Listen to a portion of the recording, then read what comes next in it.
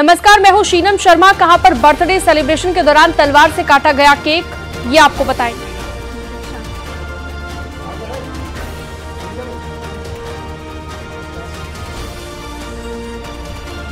नमस्कार, मैं हूं आपके साथ नीतिका दीक्षित। मिडिल ईस्ट पे छिड़ी जंग का थमना बेहद मुश्किल होता जा रहा है। ऐसा क्यों है, ये भी आगे आपको बताएंगे।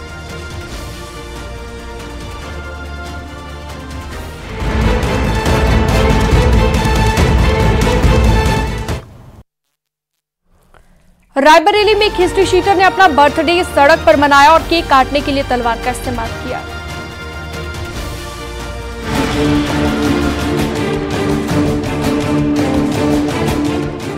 जन्मदिन पर मचाया हंगामा, तलवार से काटा केक।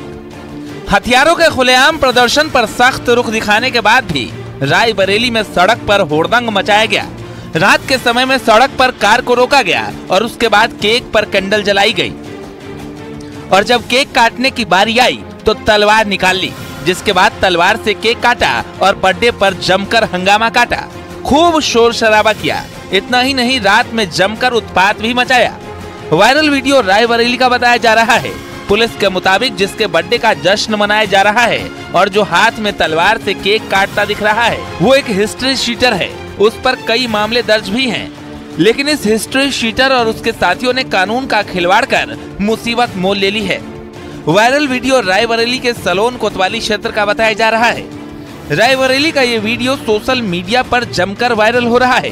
पुलिस के पास भी ये वीडियो पहुंचा। अब मामले की गंभीरता को देखते हुए आरोपी के खिलाफ कार्रवाई की तैयारी हो रही है। पुलिस अब तलवार से केक काटकर जन्मदिन मनाने वालों की पड़ताल में जुट गई है। अभी थाना सलोन के एक हिस्ट्री शीटर का तलवार से केक काटते हुए वीडियो वायरल हुआ है, जिसका संज्ञान लिया गया है। वीडियो की जांच कराई जा रही है, तदनुसार विधिक कार्रवाई की जाएगी। हथियारों के इस तरह प्रदर्शन को लेकर सरकार हमेशा सख्त रवैया अपनाती आई है, लेकिन फिर भी बदमाश गुस्ताखी कर रहे हैं। तलवार से केक काटने का एक ट्रेंड भी दिखाई देता है, लेकिन अब पुलिस आरोपियों को जल्द ही कानूनी शिकंजे में लेने वाली है। अब इन पर आर्म्स एक्ट के तहत कार्रवाई होगी। रायबरेली से न्यूज़ 18 के लिए मोहन कृष्णा की रिपोर्ट।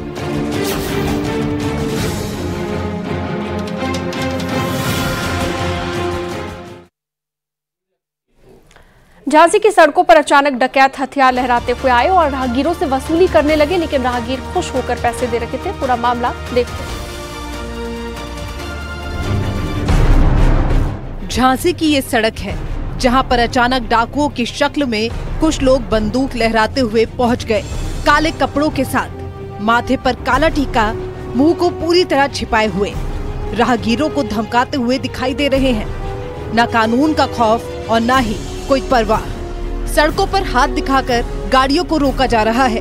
कोई सड़क पर धमाका करता हुआ दिख रहा है तो कोई राहगीरों पर बंदूक तानकर उनसे वसूली कर रहा है। क्या बुंदेलखंड में फिर से डाकुओं की सल्तनत स्थापित हो गई है? क्या डकैतों का युग फिर से लौट आया है? बाइक सवारों को रोका गया और उनसे पैसे मांगे गए, लेकिन ये क्या, बाइक सवार तो मुस्कुराते हुए उन्हें पैसे दे रहे हैं और पैसे देते हुए बड़े ही इत्मीनान से बातें भी कर रहे हैं। बुंदेलखंड के डाकुओं की कहानी किस्से दूर दूर तक मशहूर रहे हैं। किसी जमाने में उनकी बुंदेलखंड और आसपास के इलाकों में तूती बोलती थी। धीरे धीरे डकैतों का युग समाप्त हो गया। तो फिर ये नकाबपोश कौन है जो हूबहू डाकुओं के गेटअप में नजर आ रहे हैं? अब आपको बताते हैं कि पूरा माजरा आखिर है क्या। बुंदेलखंड के लोग डाकुओं को बागी कहकर बुलाते थे, उनको रॉबिन हुड समझते थे। लेकिन उन डाकुओं के नाम पर बुंदेलखंड में एक परंपरा चली आ रही है और ये सभी नकाबपोश उसी परंपरा के तहत डाकुओं के भेष में आए हुए हैं। हर साल की तरह इस बार भी दिवाली पर डाकू परंपरा का निर्वहन बुंदेलखंड के लोग करते हुए दिखे। परंपरा के मुताबिक डाकू के वेशभूषा में लोगों से दान मांगते हैं। हाथ में नकली बंदूक होती है। झांसी के एरज गांव के निवासी रावण वध मेले के दिन इकट्ठा होते हैं और यहाँ के लोग मानते हैं कि खुद के अंदर राक्षस, डकैत और शैतान को बाहर निकालने के लिए ऐसा किया जाता है। बुंदेलखंड के एरज और आसपास के इलाकों में कई साल पहले डकैतों के घर होते थे, लेकिन अब कोई नहीं है। स्थानीय लोगों के लिए ये मनोरंजन की तरह ही है। हमारे हंसी खुशी में ये सॉन्ग रचा जाता है। पूरे गांव का लोग सारा वो करते हैं, इसमें हिस्सा लेते हैं। हम लोग कोई ज़बरदस्ती नहीं करते। हम लोग सारा कोई जो खुशी से देगा वही लेते हैं हम लोग, नहीं तो हम लोग नहीं लेते हैं जी। हम डाकुओं को रोल बनाए अपने रोड पे, बहाना लोग है जो कुछ दे 10 रुपया 20 रुपया 100 50 200 रुपये ले लेते चले जाने। वहीं डकैती का स्वांग रचने वाले कस्बे के लोगों का कहना है कि चंबल में डकैतों के आतंक को अब कई दशक बीत चुके हैं। दिवाली के मौके पर ये परंपरा हर साल निभाई जाती है। झांसी से न्यूज़ 18 के लिए अश्वनी मिश्रा की रिपोर्ट। इजराइल और हमास की जंग को दीपावली पर लक्ष्मी जी का पूजन होता है, लेकिन पहाड़ में गन्ने से बने लक्ष्मी जी की पूजा की अपनी एक खास पहचान है। इस रिपोर्ट को देखिए।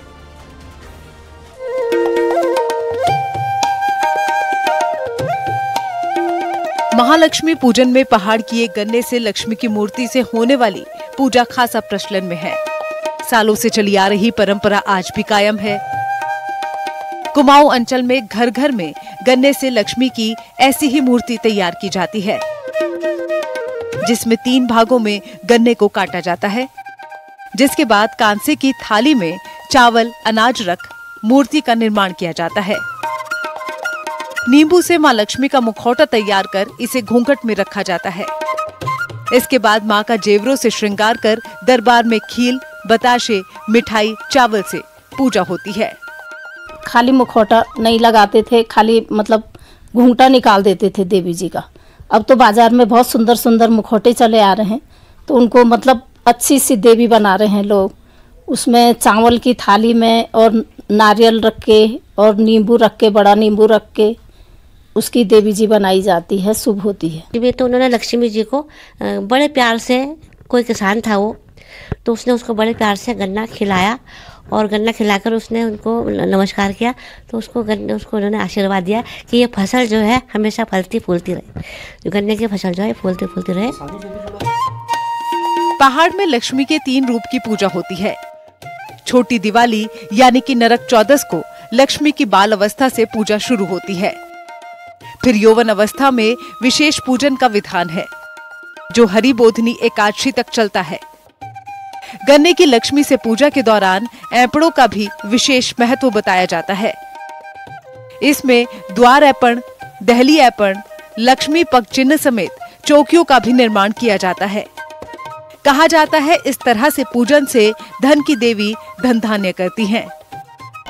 गन्ना जो है शुद्ध माने जाते हैं, इससे लक्ष्मी बनाई जाते हैं। घरों में लक्ष्मी बनाते हैं, इसकी पूजा करते हैं, उसमें मुकुटा लगाया जाता है। गन्ना जो है औषधि है, शुद्ध माना जाता है। जैसे कदिल वृक्ष है, कदिल वृक्ष भी शुद्ध मानी जाती है। लक्ष्मी जी का संबंध जो है वो धन और संपत्ति से है, तो धन और संपत्ति को छिपा करके रखा जाता है, खोले नहीं रखा जाता है। और दूसरा अर्थ यह है कि लक्ष्मी जी का संबंध नारी से भी है, और नारी का आभूषण जो है लज्जा है। इसलिए जो लोक शिल्प के आधार पर लक्ष्मी जी बनाई जाती हैं वह घूंघट में होती हैं। मानस खंड और पुराणों में गन्ने के वृक्ष को शुभ और फलदायक माना गया है। यही कारण है कि पहाड़ों में शादी, जनेऊ समेत सभी शुभ कार्यों में गन्ने को पूजने का विधान है। महालक्ष्मी का एक नाम गजलक्ष्मी भी है। माना जाता है कि समुद्र मंथन के दौरान लक्ष्मी के स्वागत के लिए हाथियों द्वारा अभिषेक किया गया और हाथी को सबसे प्रिय गन्ना है।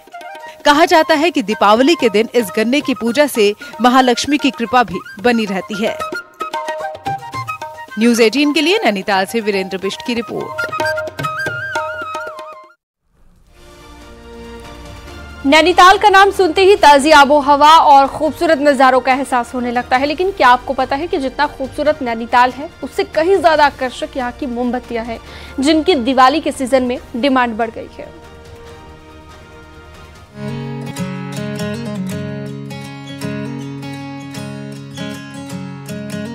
देखने में आम, सेब, केला, संतरे जैसे दिख रहे ये कोई फल नहीं है, बल्कि ये है नैनीताल की खूबसूरत मोमबत्तियां।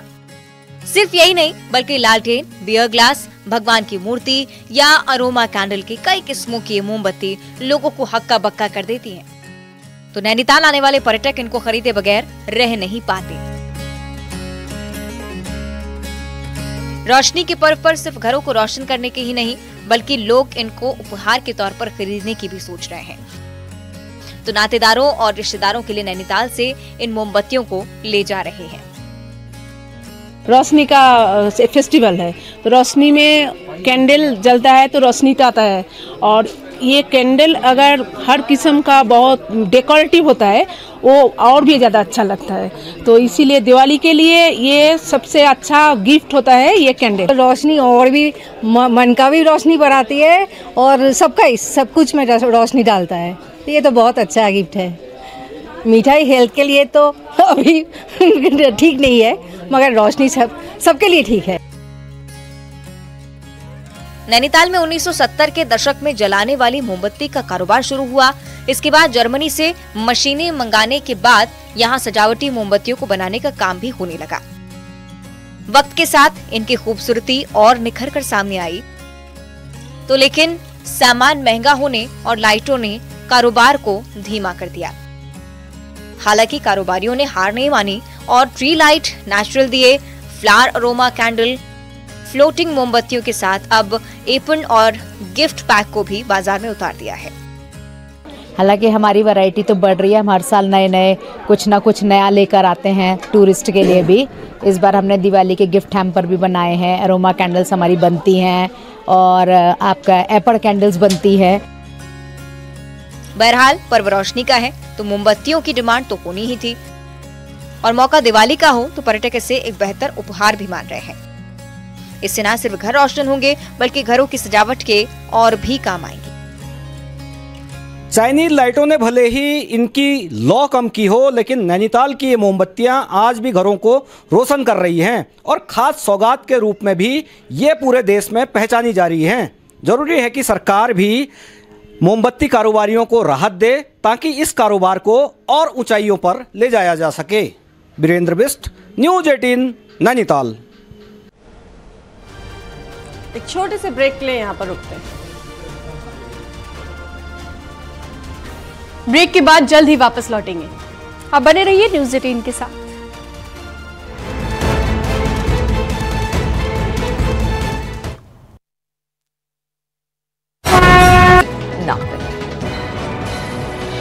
तेरे में त्योहारों को देखते हुए खाद्य सुरक्षा विभाग